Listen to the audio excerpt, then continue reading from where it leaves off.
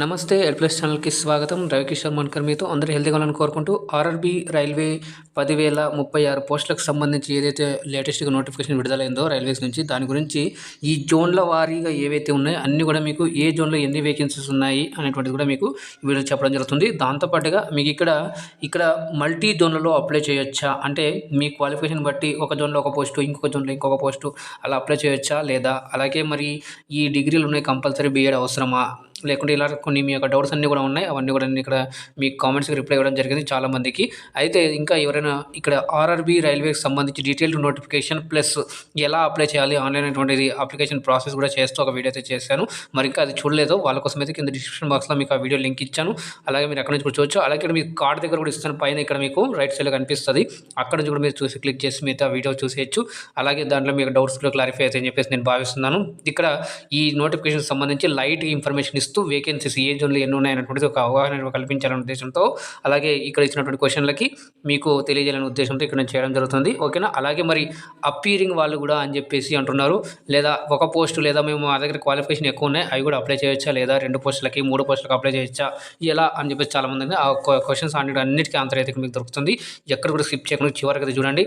అలాగే ఇంకా ఇప్పటివరకు లైక్ చేయకుంటే లైక్ చేయండి, షేర్ చేయండి. అలాగే ఫస్ట్ టైం చూస్తున్నట్లయితే ఛానల్ని సబ్స్క్రైబ్ చేసుకొని పక్కన ఉన్న సింబల్లోకి ఆల్ తెలుపు చేసుకోండి. అప్పుడు నేను చేసే ప్రతిదీ కూడా మీకు మొదటగా నోటిఫికేషన్ రూపంలో అయితే వస్తుంది.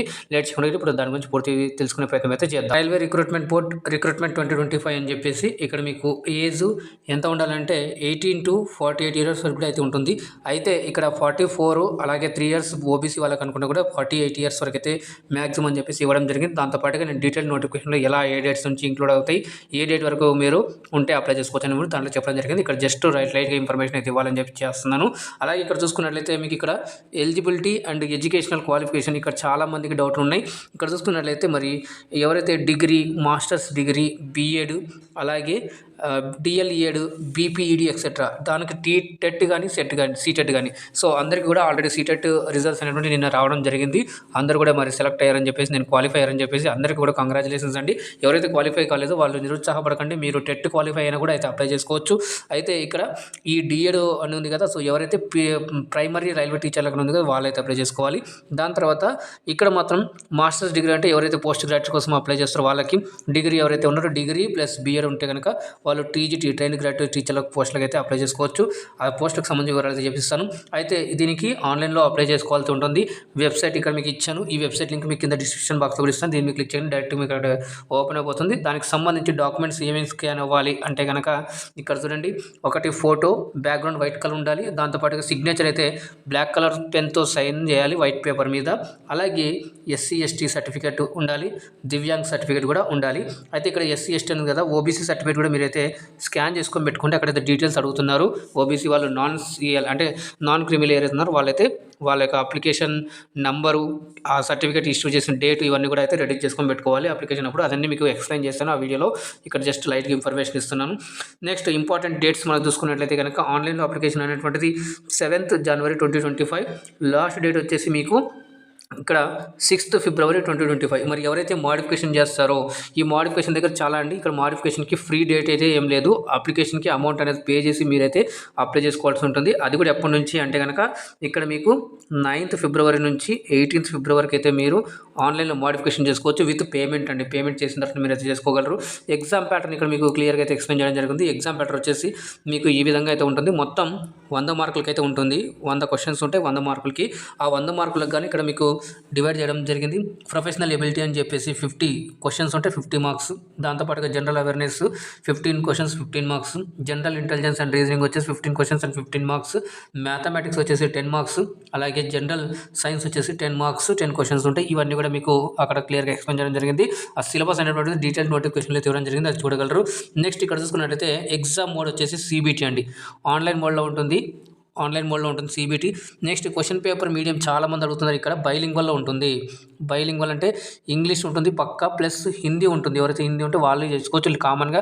లేదంటే కనుక మనకు రీజనల్ లాంగ్వేజ్లో ఒక 15 లాంగ్వేజెస్ అయితే ఇవ్వడం జరిగింది. ఆ 15 లాంగ్వేజ్లో మనకి తెలుగు కూడా ఉందండి. తెలుగు కూడా అయితే మీరు పెట్టుకుంటే మీకు ఇంగ్లీష్ ప్లస్ తెలుగులో కూడా మీకు క్వశ్చన్స్ అనేటువంటి డిస్ప్లే అవుతాయి అక్కడ. నెక్స్ట్ ఇక్కడ నెగిటివ్ మార్కింగ్ ఉంటుందా అంటే ఎస్, నెగిటివ్ మార్కింగ్ అయితే ఉంటుంది. ఎంత అంటే 1/3 అండి. ఓకేనా, అంటే 3 క్వశ్చన్ రాంగ్ అయితే 1 మార్క్ కట్ అవుతుంది ఇలాగా. నెక్స్ట్ దాని తర్వాత ఎవరైతే సెలెక్ట్ అవుతారో సెలెక్ట్ అయిన వాళ్ళకి పీటీ టెస్ట్ అలాగే టీఎస్టీ అంటే టీచింగ్ స్కిల్ టెస్ట్ అని చేసి టీఎస్టీ ఎవరైతే టీచింగ్ పోస్ట్కి అప్లై చేస్తున్నారో, లేదా తర్వాత ప్రొఫిషియన్సీ టెస్ట్ అని చెప్పేసి ఎవరైతే జూనియర్ హిందీ ట్రాన్స్లేటర్ కానీ అలాగే లా అసిస్టెంట్ ఇట్లాంటి వాటి ఉన్న వాటికి ఆ రిక్రూట్మెంట్ బట్టి అక్కడ మీకు అయితే ఇవ్వడం జరిగింది, డీటెయిల్ నోటిఫికేషన్లు ఇవ్వడం జరిగింది. ఇది అయితే ఉంటుంది. నెక్స్ట్ దాని తర్వాత సిలబస్ వచ్చేసి మనకి ఆ వెబ్సైట్లో కానీ అలాగే మనకి ఆర్ఆర్బీ నోటిఫికేషన్స్ డీటెయిల్ నోటిఫికేషన్ ఏది వచ్చింది దాంట్లో క్లియర్గా అయితే ఇవ్వడం జరిగింది. అది నేను ఆ సిలబస్ కూడా నేను ఆల్రెడీ ఒక వీడియోలో చేశాను, ఎక్స్ప్లెయిన్ చేశాను, చూపించాను ఎవరికి ఏమిటి అనేటువంటిది. అది మీరు వెళ్ళి చూడగలరు. నెక్స్ట్ ఇక్కడ చూసుకున్నట్లయితే కనుక టోటల్ పోస్ట్ వచ్చేసి 68 కేటగిరీస్ ఉన్నాయి. PGT, TGT, TRT, junior Hindi translator, లా అసిస్టెంట్, స్టాఫ్ అసిస్టెంట్స్ ఇవన్నీ కూడా నేను చెప్పేసి ఉన్నాయి.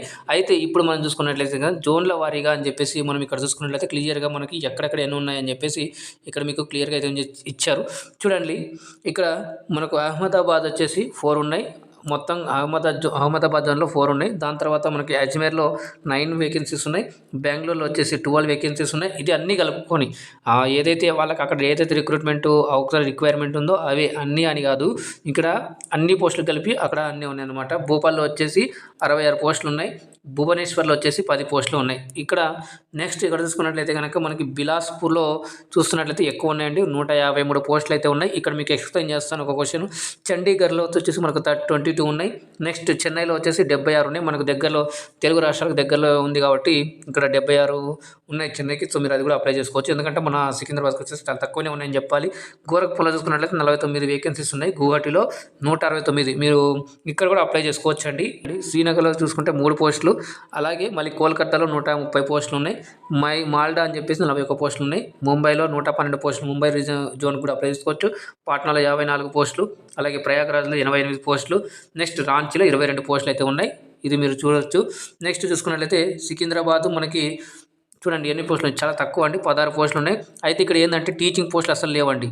టీచింగ్ పోస్టులు నో, మిగతా పోస్టులు ఉన్నాయి. జూనియర్ ట్రాన్స్లేటర్ అని చెప్పేసి, లా అసిస్టెంట్ అని చెప్పేసి, ఒకటి స్టాఫ్ అండ్ రైల్వే అసిస్టెంట్ అని చెప్పేసి ఈ 3 పోస్టులకు మాత్రమే ఇక్కడ వేకెన్సీస్ ఉన్నాయి. అందులో ఆ 3 పోస్టులకి ఈ 16 వేకెన్సీ అయితే ఉన్నాయి. సో టీచింగ్ పోస్టుల కంటే మీరు వేరే జోన్లలో చూసుకోవాల్సిందే. ఇక్కడ టోటల్గా వచ్చేసి మనకి 1036 పోస్ట్ అయితే ఉన్నాయి. ఇందాక నేను చెప్పాను కదా సార్, మాది ఇప్పుడు మేము మరి ఆంధ్ర తెలంగాణ కాబట్టి మేము సికింద్రాబాద్కి అప్లై చేసుకుంటాం, మా దగ్గర మరి మాకు కావాల్సిన పోస్టులు లేవు కదా, సో మరి చేసుకోవచ్చా అంటే కనుక అలా చేసుకోవడానికి కుదరదు. అంటే మీరు మీ పోస్టులను బట్టి మీరు ఎక్కడైనా అప్లై చేసుకోవచ్చు. సపోజ్ మీ టీచింగ్ పోస్టులు బట్టి ఇక్కడ చూడండి, ముంబైలో 112 పోస్టులు ఉన్నాయి. 112 పోస్టుల్లో మీకు మీ దగ్గర చాలా క్వాలిఫికేషన్స్ ఉన్నాయి. పీఆర్టీకి ఎలిజిబిలిటీ ఉన్నారు, టీజీటీకి ఎలిజిబిలిటీ ఉన్నారు, పీజీటీకి ఎలిజిబిలిటీ ఉన్నారు. అలాగే ఈ డిఫరెంట్ ఏదంటే జూనియర్ హిందీ ట్రాన్స్లేటర్ కానివ్వండి, ఎవరైనా అప్లై చేయాలనుకుంటే వాళ్ళకి ఉంటారు కాబట్టి, సో అలాగా మీకు 112 పోస్టులు ఉన్నాయి కాబట్టి చాలా ఉంటుంది కాబట్టి ఎక్కువ వేకెన్సీస్ ఉన్నాయి కాబట్టి మీరు అప్లై చేసుకునే ప్రయత్నం అయితే చేయండి ఇక్కడ కూడా. తర్వాత మళ్ళీ ట్రాన్స్ఫర్ చేసుకుని మళ్ళీ మీరు మీ సొంత రాష్ట్రానికి అయితే రావచ్చండి. ముంబైలో 112 ఉన్నాయి. అలాగే చూసుకున్నట్లయితే కోల్కతాలో 130, గువాహటిలో 169, అలాగే బిలాస్పూర్లో ఎక్కువ ఉన్నాయి, 150+ అయితే ఎక్కువ ఉన్నాయి మొత్తంగా. అయితే మనకి ఈ టీచింగ్ ఏదైతే ఉందో మనకి టీచింగ్లో మొత్తంగా 753 సంథింగ్ అయితే ఉన్నాయి. 750+ అనుకోండి మీరు, ఓకేనా. 750+ వేకెన్సీస్ అయితే ఉన్నాయి. 750 + 3 753 నేను అనుకుంటున్నాను, నాకు తెలిసి అంతే ఉన్నాయి.